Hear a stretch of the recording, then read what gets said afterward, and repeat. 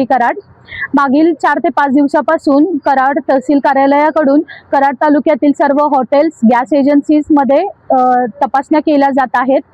हॉटेल्समध्ये विशेषतः जी मोठे हॉटेल्स आहेत त्यामध्ये चुली गॅसचा अवैधरित्या वापर होत नाहीये, घरगुती गॅस वापरला जात नाहीये। सदर ठिकाणी बऱ्याच अंशी म्हणण्यापेक्षा सर्वच ठिकाणी चुलीचा वापर करून स्वयंपाक केला जात आहे। काल मी व माझ्या टीमने माननीय सहाय्यक जिल्हा पुरवठा अधिकारी भरत कुमार तुंबडे सर यांच्या मार्गदर्शनाखाली 3 ठिकाणी छापे मारले। सदर ठिकाणी आम्हाला दोन एक चायनीजचा गाडा आणि एक वडापावचा गाडा या ठिकाणी 2-2 सिलेंडर असे 4 घरगुती वापराचे सिलेंडर व एक मुंडे या ठिकाणी मुंडे या गावामध्ये पॉज पॉइंट ऑफ सेल म्हणजे जो उपवितरक आहे त्या ठिकाणी 13 सिलेंडर आम्हाला सापडलेले आहेत।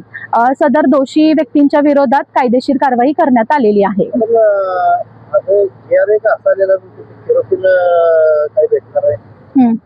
हा, शासनाकडून त्या बाबतीत GR पब्लिश झालेला आहे। आज माननीय जिल्हा पुरवठा अधिकारी यांच्या अध्यक्षतेखाली कलेक्टर ऑफिसला घाऊक केरोसिन व्यापाऱ्यांची बैठकी आयोजित करण्यात आलेली आहे।